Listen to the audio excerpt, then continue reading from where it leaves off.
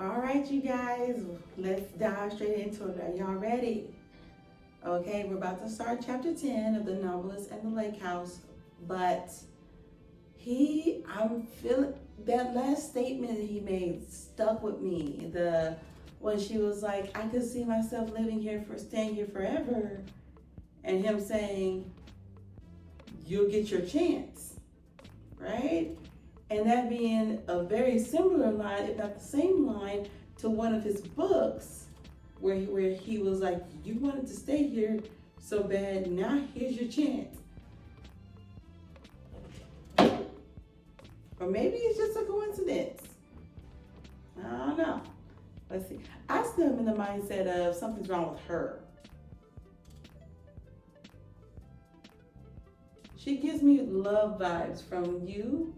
The show You, Love, how she seemed normal, but she was really crazy. Let's see, here we go. Chapter 10. Sometime past midnight, Brady woke from a good sleep.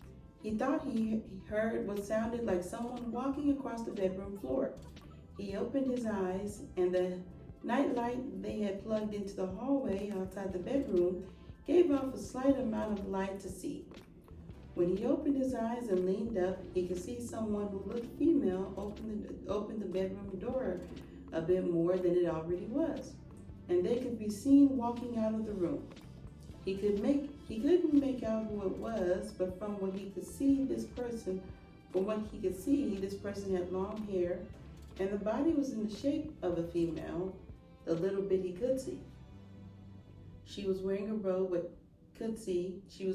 robe, when the light from the night light in the hallway shined over her a bit before she disappears out of view. He thinks it is Emily getting up for a night walk or maybe something to drink, until he looks over and sees her fast asleep next to him in bed. Curious about who that might have been, unless he was seeing things, he decided to get up and check it out just in case someone may have broken into their home by the slightest chance. He steps out of bed completely naked with nothing on whatsoever, walks over and grabs the robe he had hanging on the wall near his side of the bed. After placing on his robe and fastening it, he carefully walks out of the room, trying not to make a sound. He descends the staircase into the dining room and peeks around, seeing no one anywhere. Light comes from a few night lights plugged into a few wall outlets scattered about the inside of the house. Not to mention, some of the solar lights outside shine around the home, and bouncing light through the many windows scattered about helps give light to see as well. He realizes nothing else has been seen or heard since walking out of the bedroom, leaving him to believe that he may have been hearing things while checking around, just in case he would notice anything unusual throughout most of the bottom floor. He peers out of the windows in the dining room and catches that same person, the same shape at least, walking down the steps from off the deck that leads onto the path to the dock. Once she disappears from sight, knowing she is headed down the steps, he opens the sliding door and walks outside to follow this intruder. Outside, the temperature had decreased since earlier in the day. It could have dipped into the low 60s or upper 50s. It felt like moisture was in the air all around him, and the mist surrounding the entire area was possibly responsible for that. Once he reached the steps that led down to the path, he could see this person standing at the end of the dock near the pontoon boat he had tied up. When he reached the dock and looked closer at her standing underneath the dock, hanging from a pole, dock light hanging from a pole, he knew who this woman was. She had long, straight blonde hair and blue eyes and was average height and weight for someone in their mid-30s. Tanya, what the hell are you doing here? He asked, walking right up to her with a shocked expression. Has it been that long that you don't remember our agreement? She responded. Brady pauses, scratching his head while looking around as though he is seeing if anyone is around watching. Please tell me you didn't fall in love with this one, she asked, with a hint of anger in her voice. He looks behind towards the lake house, knowing Emily is inside fast asleep. Well, no, but I don't know, he replied. Psh, typical, she responded in a hateful tone. She's much different than the others I've met before. She's special, he responded. More special than what we had together? Tanya asked, moving closer to Brady, rubbing her right hand across the inside of his robe over his chest. Brady would not respond. He stood there feeling the touch of her hand rubbing down his chest and stomach, her hand brushing past his and onto his, and she rubbed them. Is he imagining this? He's gotta be. With her right hand for a moment before she forcefully shoved him, ooh, and she locked her lips tightly against his. Seconds later, she pulled her lips away from his and quickly removed the robe she had been wearing. She was completely naked, standing in front of him. She could see his cock rising from under the robe he was wearing. So, without a word said, she quickly, ooh. Okay, so this one's blonde. Do I have any blondes? Do I have any blondes? Any blondes? Any blondes? Any blondes? Any blondes?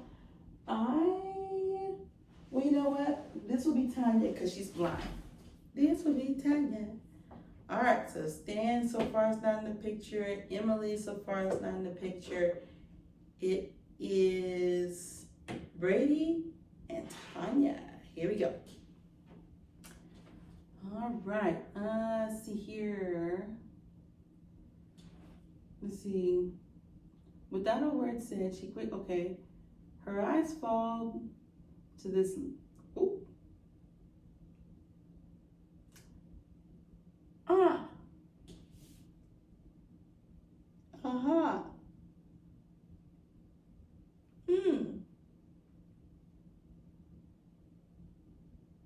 Whoa. Not realizing what was going on behind them inside the house.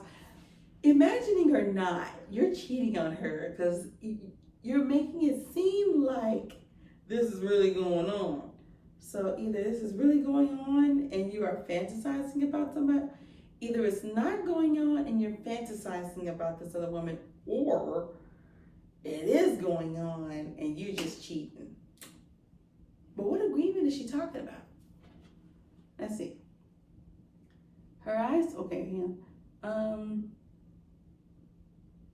Not realizing what was going on behind them, inside the house, Emily, wearing her robe, gradually makes her way to the windows in the dining room, where she peers out and sees some woman outside on the dock.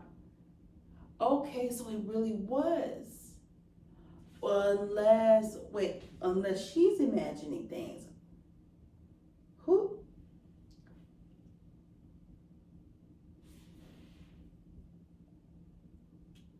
She was almost in shock at first, but while watching, she was suddenly overcome by this overwhelming urge.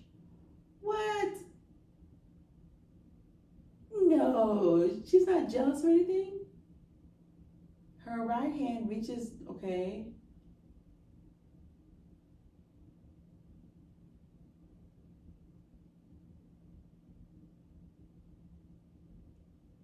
Mm.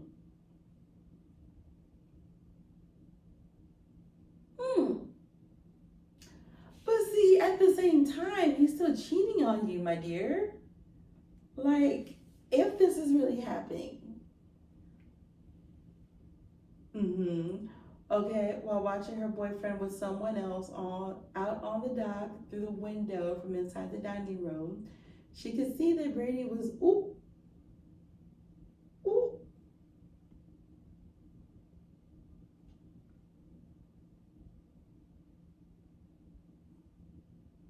I knew. See, I told you. I told you. Okay, I was like, there is no way. You know, it was taking her breath away. Suddenly, Emily wakes up. She peers around the semi-dark room, fighting with her eyes to open while doing so. Once she collects herself and sees Brady asleep next to her, she realizes that it was only a dream. She lays her head back down on her pillow, staring up at the ceiling for a moment, smiling. While in deep thought of the dream she had, realizing how much it turned her on, and while laying there, the thought of her boyfriend, hmm, hmm. That morning, Emily woke up to the smell of bacon throughout the house. It smelled so good, she thought. Leaning up in bed and wiping her eyes, she saw that Brady was not in bed, so it must be him downstairs cooking breakfast. She steps out of bed naked before placing her robe on and heading down the stairs into the kitchen, where she finds Brady has cooked a full-course meal by the way it looks. "Good morning, beautiful," he chirped, finishing his breakfast.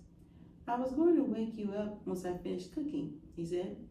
Emily walks over and smiles before kissing him and sitting at the bar in the kitchen where the food is already cooked and waiting to be served. "I figured we could go on a boat ride today, explore the lake and all," Brady said in a cheerful mood. Emily reaches over and grabs a piece of bacon to eat. "Yeah, I would love that," she replied. "Since we got here a little earlier than planned, we can enjoy the last bit of summer into fall before the cold winter arrives," he mentioned. "I'm glad we came here to catch the end of the summer. It is very nice out here. It is calming and relaxing," she replied. There was a slight pause before Brady said something else. He focused on finishing the breakfast so he would not burn it. "Best place to come when working on a novel. Good place to paint too. I may soon take some of my supplies outside and paint the lake." "It is so magnificent out here," Emily responded, taking a sip of coffee on the table before her.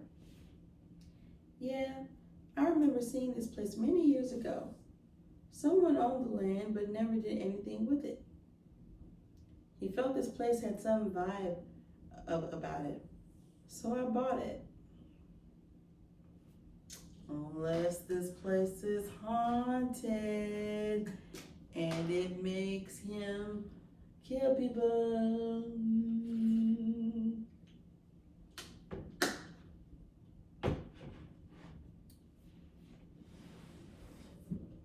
"So I bought it, and as years went by, I kept building onto it," Brady said, sharing a little more info about his lake house while serving them plates before eating. Emily took a few bites of her breakfast. However, her mind remained on what Brady had said about the man he bought the land from, claiming this land had some vibe to it. What could that mean, she thought. What kind of vibe was this man getting, she asked. She didn't mean to ask like that right away, but her curiosity was getting to her. Knowing she was in new territory with technically no known history about this place was stirring the pot a bit for her taste. Brady stopped scooping food from his plate. He continued to chew what he had in his mouth before answering. Emily, who patiently waited for his response, Emily, who patiently waited for his response. "I don't know. I always assumed he was just some mountain man with local folklore superstition." There was a pause between them. "Why? Why, you ask? Why, you ask? Why, you ask?" Sorry, I'm trying to get it right. Brady could see this almost concerned look about Emily. Brady could see this almost concerned look about Emily, as though something had her overthinking. He realized this was a new place for her and understood how that could feel. "No need to worry, beautiful. I've spent many months here, And I have never encountered anything strange or unusual, he assured with a smile, hoping to ease her mind. The more she thought about it, the more it felt a bit crazy to her.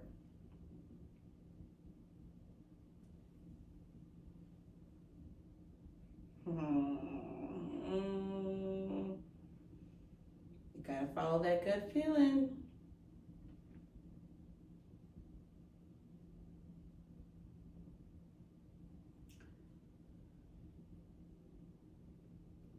She felt she could trust Brady, at least. Hmm. See, my gut feeling's going off too right now. She felt like she could so far. She felt like she could so far in their relationship. He hadn't lied to her yet. After breakfast, a short while later, they were on the pontoon boat, riding around the lake. Brady showed her many different views of various places around it. They were both taking advantage of the lovely day, taking in some sun and enjoying the outdoors while having fun in each other's company. Later, they laid out on the boat next to each other while they drifted slowly in the middle of the calm lake. They lay next to each other, talking and relaxing in the sunlight. Any ideas for your next novel? Emily asked. A few. I'll start writing it here soon, he replied. They both lay beside each other, wearing their sunglasses. She wore a two-piece yellow polka dot bikini, and he was wearing blue shorts. After applying a bit of sunblock on each other a bit ago, they lay out so they would not burn, but just enough to still tan. They remained quiet for a moment, listening to the birds around, feeling the slight motion of the calm lake water beneath them, drifting them away. The weather was a bit warm, and a slight breeze would blow through now and then, now and again. Yet it was still stunning and incredibly peaceful. Brady, do you think we met by accident, or we were destined to meet? She asked, staring at the clouds taking shape and rotating in the blue sky. That's a good question. Have you ever followed me before we met in that bookstore? He asked, with a bit of seriousness, yet he somehow said it jokingly.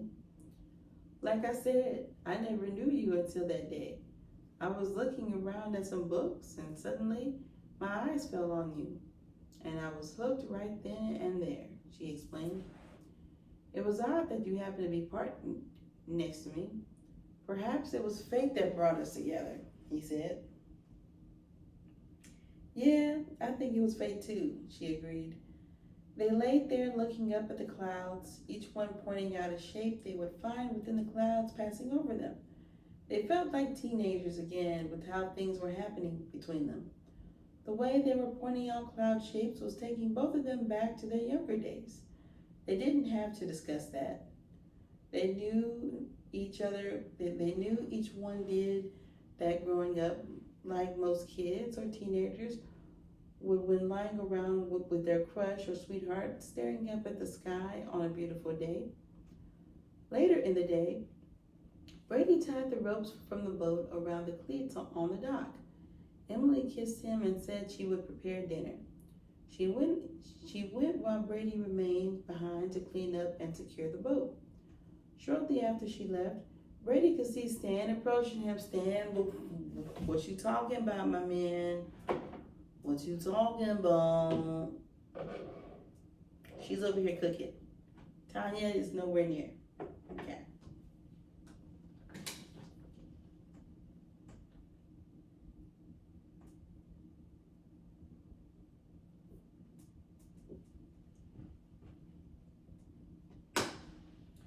All right, here we go. Did you hear her out there today? Have you been paying attention to what she has said to you over the past few months? Brady turns and places his eyes on Stan, dressed in nice casual clothes that he normally wears. Where are you going with this? Brady asked, with a hint of not caring what Stan had to say in his voice. Stan grins while rubbing his forehead and looking back at you. If you can't see through the bullshit she is shoveling over you. Think about it, Brady. She meets you in a bookstore later that day, telling you she does not read anymore like she used to. Her car just happened to be parked next to you.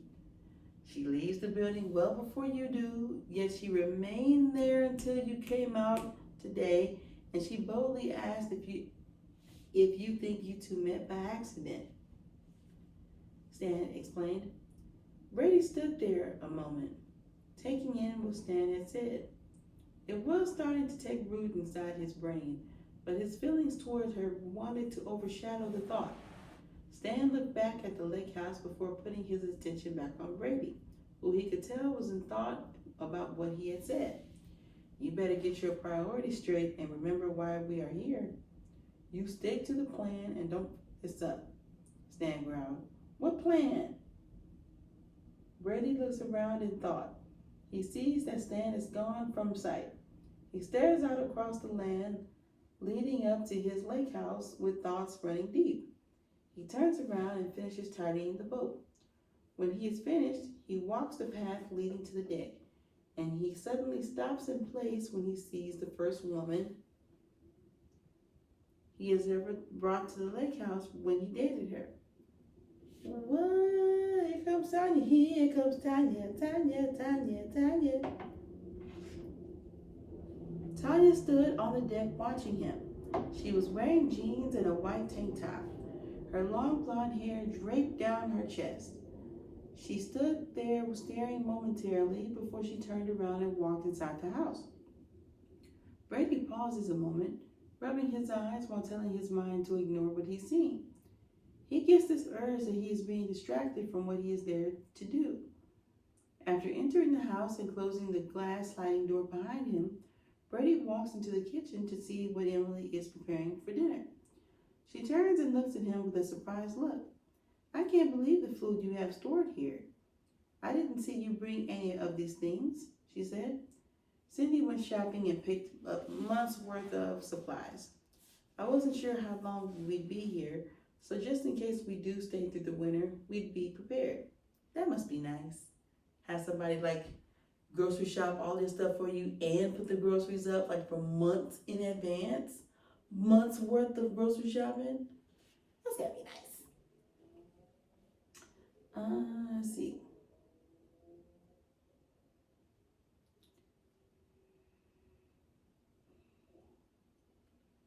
He walks around the kitchen, checking out the pantry and cabinets supplied with many goods to eat and cook.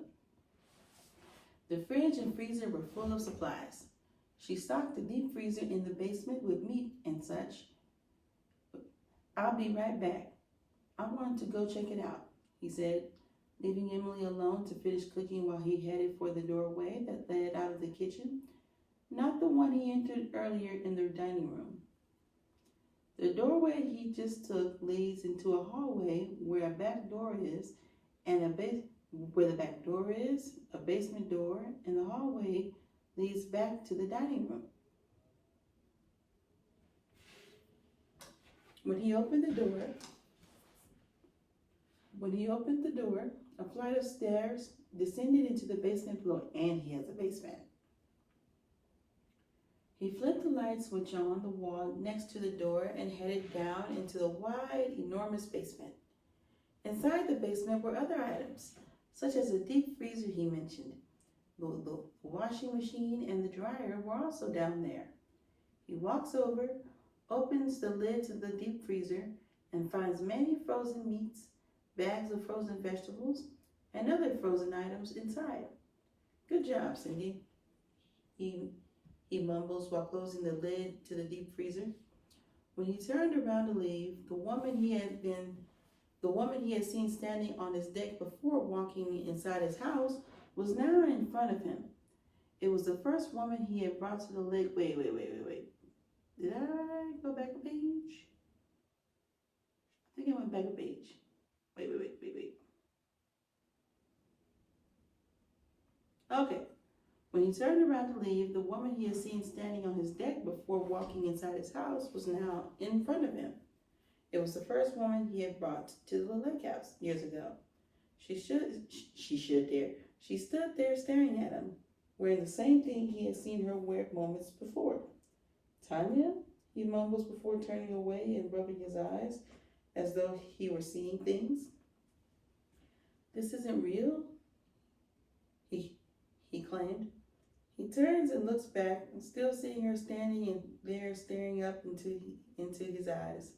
She was average height, with an athletic build to her body, and she was a nice fit with the right curve at the hips, something that always attracted Brady to her. That and the shape of her, the way it had, okay, something he always enjoyed focusing his eyes on. Okay. When he still saw her standing there, it shot chills up and down his spine. He had no idea how to react to the situation. He knew he was imagining this. It just had to be an imagination. Just his imagination once again. Mm-hmm. I feel like that's the vibe that the person who sold him the house was. Like, I feel like this land is haunted because he has not, granted he's seen Stan before, because that's him, but he has not started seeing Tanya and all this until he moved here, until he came back here. So I think that the land is haunted. Or maybe he killed these people and they're coming back to haunt him. Do you miss me, Brady? She asked, rubbing her hands through the bottom of his white t-shirt, feeling her hands now around his muscular chest and abs. You're not real. You're my imagination. You and I haven't been together for years, he choked. Yeah, and whose fault was it to end it with her? What? Oh, I was like, who's that? Oh, he might need a psych evaluation, because, dude. All right, here we go. All right. Yeah, and whose fault was it to end it with her? Stan said, walking into view and standing beside both Brady and Tanya. Shut up, Stan. You aren't real either. Remember? Brady responded, almost unable to remove his eyes from Tanya while she kept her blue eyes full of lust locked onto him. He's right, she responded in defense of what Stan had said. This is not about who ended what with who. You both aren't real. You are just figments of my imagination, Brady said. Ooh. Slightly brushing Tanya to the side while walking over to the stairs to leave the basement, he headed up the stairs, leaving the basement behind him, never looking back. He could not shake the fact he had seen Tanya twice. He has made his peace with Stan being around. He's been around him since writing the first bestseller novel. But why now is he suddenly seeing Tanya? Could it be this house trading up old memories that should remain buried? He enters the kitchen and sits at the bar, still thinking to himself, trying to remember if he's had these glimpses before when he's returned to his lake house. While cooking, Emily turns and sees the look on Brady's face. She can't help but notice something is troubling him. You okay? You look like you've seen a ghost. Like, do y'all think this house is haunted? Because I do. I think this house is haunted major, okay? Like, but we'll see. Catch me next time. So be sure to like, comment, subscribe. Tell me what you think in the comments, and I'll see y'all next time. Peace.